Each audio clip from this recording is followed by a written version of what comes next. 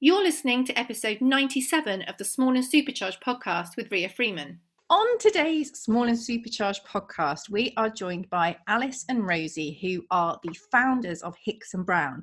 And we're going to talk about something really exciting that happened to them just in the new year. And it's something that is a bit of a unicorn, I guess, that a lot of people are very excited about happening, would love to happen. And, well, we're going to talk all about the Kate effect. But to start with, thank you very much for joining us today. Thank you for having us. Yeah, thanks, Ria. This is exciting, our first podcast. So, really looking forward to it. Thank you. So to start with, can you tell us a bit about your brand, how it started, how it's grown, obviously kind of leading up to the thing we're going to talk about. So it'd be great to have that bit of background too. Yeah, of course. I think, I'll start with really where we started. It was probably kind of 2013, 2014. And we actually, Mum made a jacket for me for a wedding. And we just had a lot of compliments from it. And it was always something, we've always sort of been into dressmaking and, making our own clothes and things.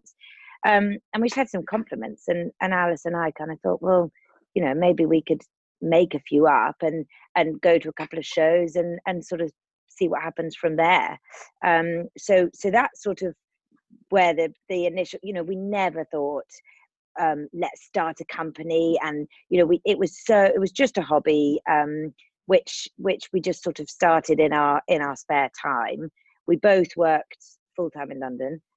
So obviously this was just every weekend we had, every night spare. We were sort of, busy sewing and booking shows and that sort of thing. And that's really where we started. So we actually didn't start initially with hats being the main focus. And then a couple of shows, we just took a few of the hats, and actually people were really drawn to them. And we'd come away from a show and having no hats left, but still loads of clothes. And it took us it was actually, looking back, staring us in the face. But at the time, we thought, why are people buying the hats and not the clothes? So actually, really, it was from then we suddenly had this light bulb moment, and we're like, well, people love the hats. There's something different, and that's really where we started, and where the hats came from. That's really exciting, interesting. Sorry, that you started off with clothes, but noticed that real shift towards the hats, because obviously a fedora is now very much part of the kind of countryside uniform. But yours, what makes yours different? Because you said here that there wasn't really that available at that time. Yeah, exactly that. Really, there weren't many about at the time, and we were taking a classic shape hat and adding some brightly colour feathers, even more so than we do now. Now we tend towards the more game bird feathers and some natural coloured feathers. But before, we were putting bright turquoise and purples, and people were just really drawn to them. And there really didn't seem to be many fedoras out in the market. Yes, there's been hats for years and years, but adding the feathers to them, there didn't seem to be many people doing it. Of course, now lots of people do it as well. But it's just as Rosie said, we couldn't see it for a while, and we were disheartened. We're thinking these jackets are not selling, but the hats were. So as soon as we noticed that, it gave us such a good focus to just purely set our heart on the hats, really. And how has that range developed since you made that decision to really focus in on the hats? Because I know now you haven't just got one size, one colour, one type. You do quite a range, don't you? Yes, we do about 7 different colours, and most of them come with at least 3, possibly even 4 feather variations on the side or all the way around. We're actually looking forward to over the next year or so developing different styles of hat. We'll come on to more of that later on, but it's certainly given us a focus on hats as well as accessories, and just starting to think, what would people wear with their hat? Hence where the bag collection came around as well. So the clutch bags, or now we do a crossbody bag, because people, when they're out enjoying wearing their hat, we just thought bags are a great way to carry essentials. You don't always want to be lugging a big weekend style bag around with you, or big heavy handbag. Most people tend to sort of just have their phone and purse with them, wallet, and that's about it these days if you're just popping out. No, definitely. And they colour coordinate as well, don't they? A lot of your bags and your clutches coordinate with the hat colours as well. They do. We've got our Chelsworth collection. We do that in 3 colours, in the maroon, navy and green. And there's a matching clutch bag to go with each of those. But also what's quite good is those 3 colours also match the Suffolk fedoras as well. So those bags, really go with the range. And also our crossbody bags, we just do them in a brown and a black, which actually is perfect because the brown goes with kind of half the colours of the hats, and the black with the others. So there's sort of a bag to go with any hat you want to buy. It's brilliant. Now, that's the perfect transition, I think, into what happened. Well, there was just before Christmas when I believe that the Countess of Wessex wore one of your hats, and then obviously afterwards someone else did too. So can you talk to us about what happened, how you found out, how you felt? Can you sort of relive that for us? So of course, as we mentioned, a member of her team actually contacted us at the end of last year asking to see some of the hats. So we duly sent them out, and it all went a bit quiet, and we thought, oh, perhaps she didn't like them, perhaps they weren't going to go with the outfit she was hoping to wear, and we didn't hear much more, and we thought, oh, perhaps they'll just be sent back, and that will be it really. And then actually within about a couple of days later we saw her wearing it. It was actually on social media. We were tagged in a royal fan account on Instagram, and I straight away went and had a look, and we just couldn't believe she was wearing it. She was wearing it Sandringham on a Sunday, attending church. It was just quite the moment really. We were together at the time, and it was it was exciting. It really was. And this was the Duchess of Cambridge, and she was in your blue hat with the feather all the way around the outside. That was correct, wasn't it? Yes. And interestingly, actually, it's not one of our most popular designs, which is great that actually she wore something a little bit different. But then also it had the knock-on effect that we don't carry as much stock of that particular hat as we do of others. So obviously the demand, we sold out within, I think it was probably an hour or so of that style. But no, it was so it was the navy with the pheasant feathers all the way around was the one she wore. So we hear about the Kate effect, don't we? And we hear of a variety of different brands that the Duchess of Cambridge has worn at different times. Like her engagement dress was, phenomenal and sold out. And obviously the impact that can have on businesses, because she does wear clothing and accessories from bigger companies, but also she does pick products from smaller brands too, which is brilliant for them. So can you talk to us about what happened then? So you saw the Duchess of Cambridge in your hat, and you said you sold out of that style within an hour. Yes, it was pretty soon afterwards, wasn't it? I was going to say it sold out very quickly, and then we noticed orders coming in fairly quickly after that.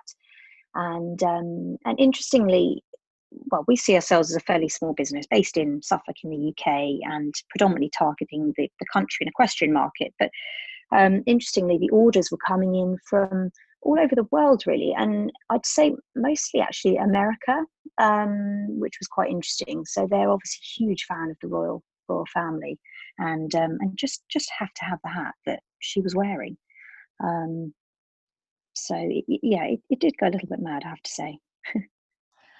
And obviously when the blue hat sold out, did that then filter into other products in your range too? It did, yeah. We had obviously that one sold out, straight away. And then we thought, oh no, that sold out. No one, if they can't buy that hat, they won't buy anything else. But actually we noticed a massive knock-on effect, as you say, with all our other products, and even the sale of our bags and accessories.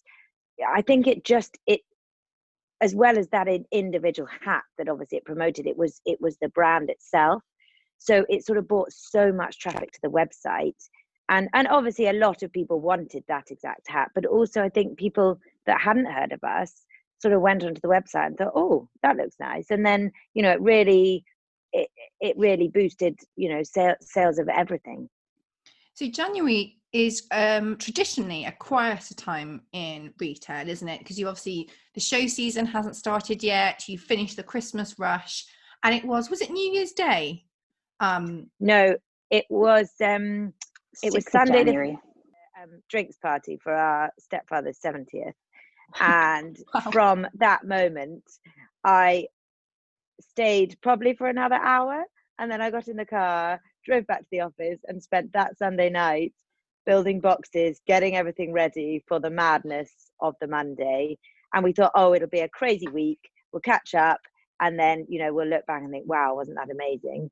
But now, where are we? Yes, well into February, and every day has sort of been the same. So, which is great that it hasn't been, a real sort of flash in the frying pan. So the craziness has continued What's been lovely as well is we've had so much support from family and friends. We've had to draft in to help with us as well, whether it be packing boxes, all sorts of ways to help us. So that's been it's certainly a month we won't forget, that's for sure. But it's been brilliant.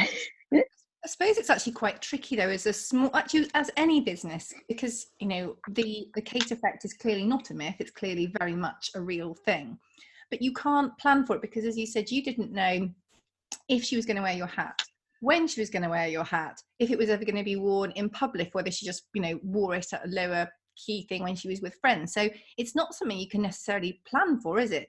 No, it's completely not. And as you say, we sort of knew she had a hat, but you don't really want to be too kind of forthcoming and plan and get the stock in, because if she doesn't wear it, then obviously that's a lot of cash tied up in something that actually we would sort of be stuck with. But it's also things, we kind of ran out of packing boxes and all of that sort of thing is made, it's all branded. So it's one thing, the stock side of it, but it's also everything else that comes with it. I was going to say, actually, what are the sort of, I'm going to say the negatives of it, because that's not the right term, but I think we obviously, it's a bit like social media, isn't it? We look at the kind of the shininess and the greatness and how, don't get me wrong, this is an incredible thing, but as with everything, there's a lot of work that goes on behind it. There are issues you have to face because your website's getting a lot more traffic, you've got a lot more orders, drafting in family, bribing people like family members with chocolate to go for. Yeah. So what things have you had to kind of, negatives is too harsh a word, but perhaps learning points from this? I would say, well, as Rosie alluded to, that the running out of packaging boxes, tissue paper, rural broadband being a real pain, crashing at the worst time. I'd say one of our biggest pains has been actually courier companies. So beforehand, we were predominantly shipping to the UK, but having the Kate effect really is, as I said, lots more orders coming in from overseas. And dealing with shipping companies, courier companies, when things go missing or they've just handled it badly and the box has arrived and it's completely squished, and then you've got customers saying, oh, my hat's arrived, I was so excited, and it's been completely squashed, or can you send me another one? Which is all fine, but then we were quite short on stock, so thinking, we don't have any of that left of that size, and so yeah, there's been a few. It's definitely not being without its challenges, that's for sure, but a huge learning curve within the space of a few weeks. But I'd say, shipping and running out of all the extra things that come with packaging up a hat, to me has been the biggest challenges. That's really interesting. So again, you think the stock, but you don't necessarily think of all the stuff that goes on to deliver that experience that your brand is known for. Yeah, absolutely. Yeah, and every package or every hat we send out still comes with a handwritten card inside. Oh wow! So I think it was like taking our homework home at night. Whatever time I got home from the office, I would always turn up with a pack of at least 100 cards, and I set my husband and brother-in-law were on the case of those. So it's those sort of things. We could have thought, oh, we haven't got time, just stick a blank card in, be fine. But that's what makes us is the personal touch. And through whatever craziness we were going through, we just didn't want to let that slip. So yes, so every order we sent out still had the handwritten card. Yeah, so it's things like that as you say, you just don't really think about. No, and one other thing to add is quite a lot of people expect, well, especially this new audience from all around the world, expect, because we've had a hat on the Duchess, that we are this big global brand.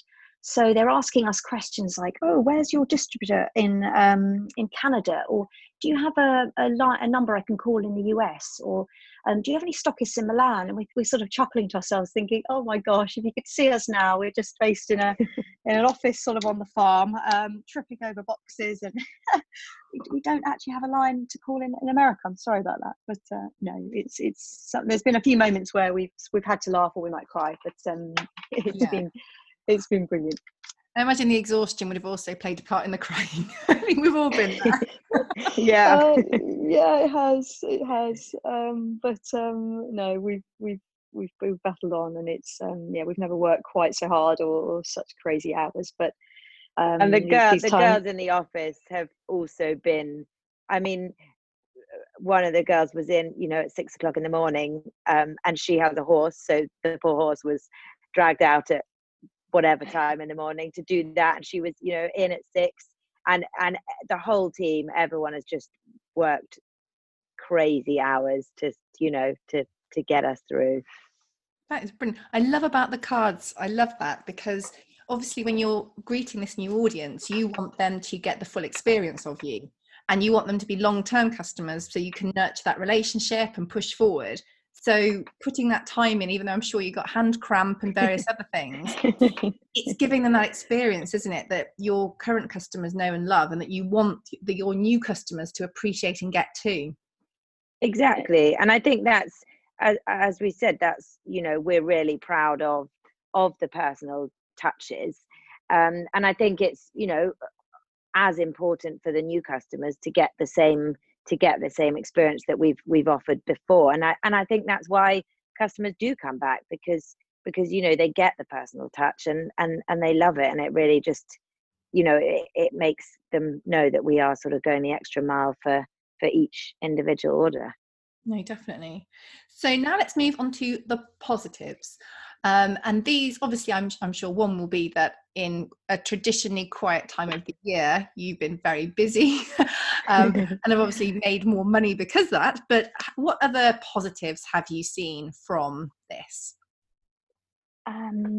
From my side, I'd say that aside from family and friends being very excited for us, we've actually had some really lovely messages, whether it's been on social media or comments, or even people taking the time to email us who are current customers of ours, who have followed our journey over the years and bought from us, to just say, wow, this is amazing. And they've always sort of been, well, it's come across as if they've been quite proud as well. And it's that was something very unexpected and really thoughtful, that people have taken the time to message us. So that's been a really lovely positive from it.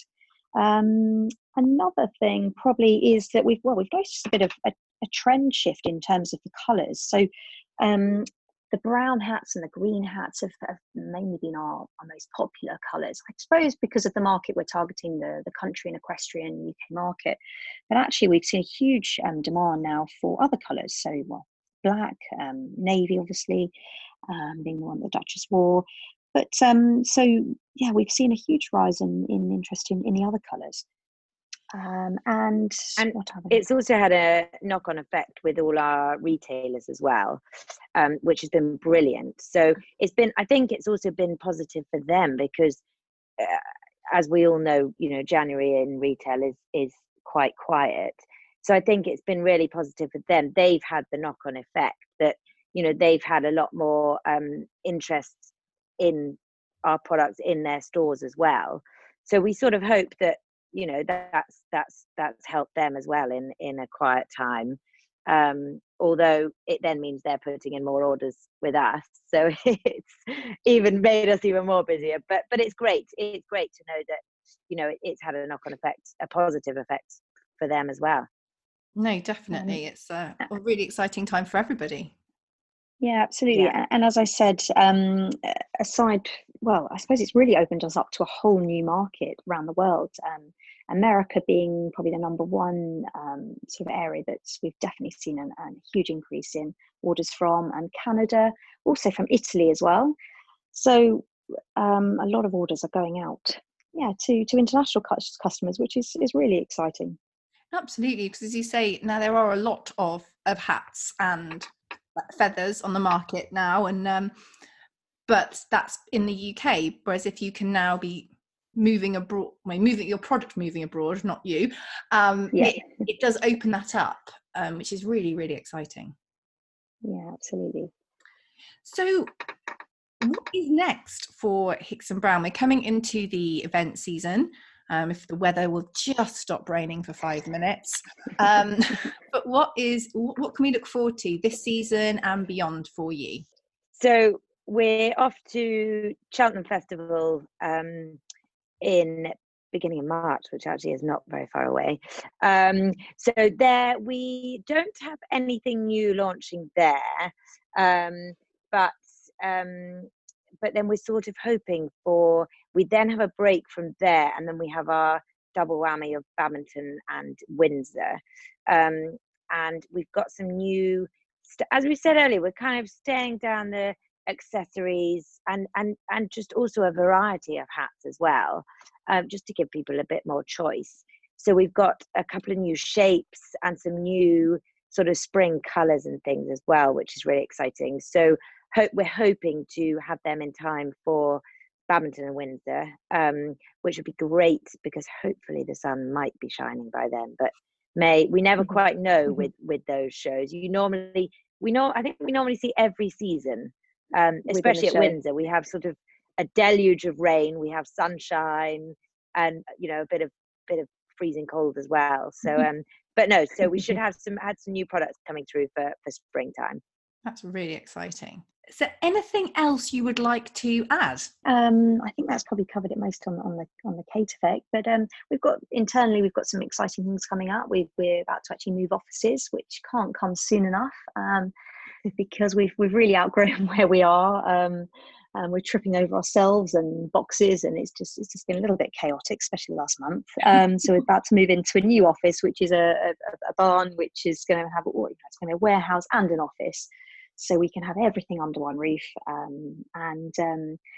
We've got a new starter joining with us shortly, which will again help with the workload. But it just feels a really positive time of year for us. Lots to look forward to. So I bet when the Duchess wore your hat and you were tripping over yourself, quite literally packaging up, I bet you were thinking, thank God for the new office. I know. We actually had quite a funny moment where one day we had a phone call from the local BBC News who wanted to come in and film us, really. A little feature, and they gave us no time warning. They said, oh yeah, well, would we be able to pop in? We'd probably be there about an hour. And we both looked at each other and thought, well, we can't turn it down, but okay, right. Down tools, everyone was on deck clearing the place, and when they turned up, they sort of looked at us like, oh right, this is okay, so this is the office, thinking that we hadn't even tied up. We're thinking, well, if you'd seen it an hour ago, if you'd seen it before. Oh, so we should have taken a picture from where we were standing in front of the camera, because the camera on us, was quite a empty background, nothing in the background. But behind the cameraman was sort of tripping over boxes, just piled high, stacked up high. Oh dear. Just a mountain ready to fall on him. Yeah, exactly. Amazing. I'm trying to stop the dog barking at the door, and oh dear, it really was quite a moment to look at and just laugh.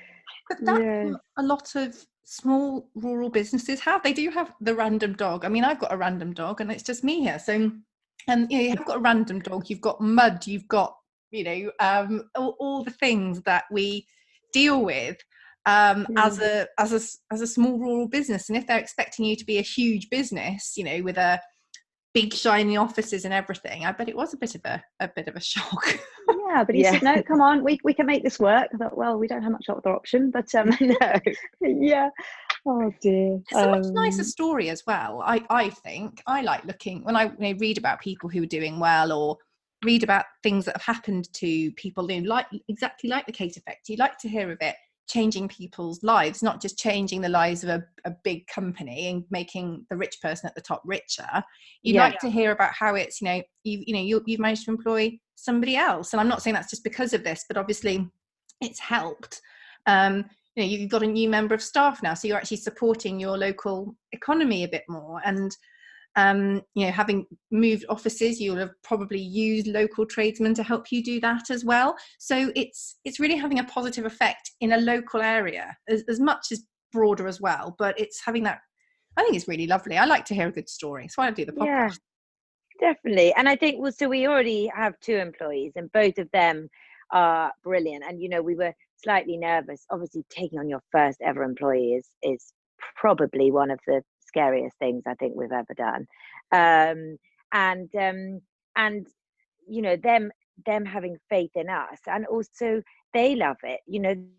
They don't want to be going into the middle of the town or a city, into a corporate office.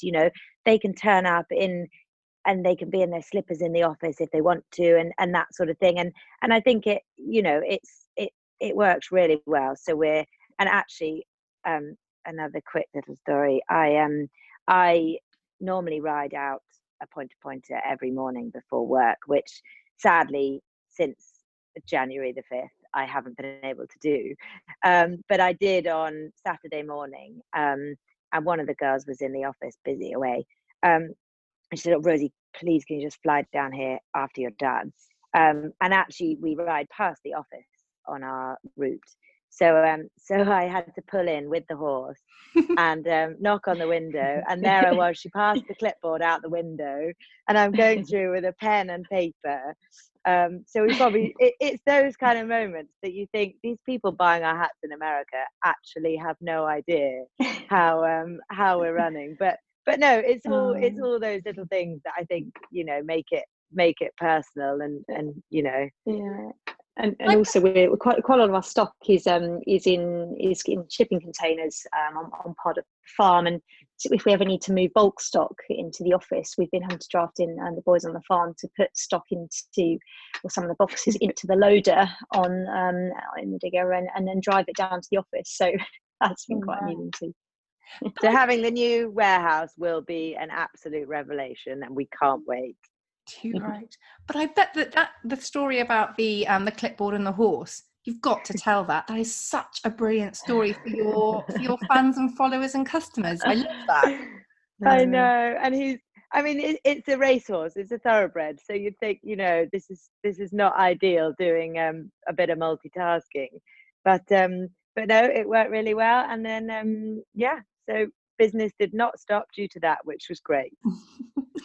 So can you tell us all the places where people can find you online? So your social media, your website, all the places. Yeah, of course. So our website, you can find us at hicksandbrown.com. On social media, that's Instagram, Facebook and Twitter. We are at Hicks and Brown. And you can also find, you'll see us hopefully at some of the shows across the season, and also via our stockists, which we've actually got a list of those on our website. One quick question. The name, where did your name come from, Hicks and Brown? Actually, our family farm is called Hicks Farm. So that's where the name came from, where we probably were when the idea was thought up, really. So Hicks Farm is where we grew up. Excellent. I like asking that random question, and obviously I know neither of your surnames are Hicks or Brown, but I know you're married, so that would probably explain that. Yeah, we do get that quite a bit. It's like, so which one's Hicks and which one's Brown? No, neither of us actually.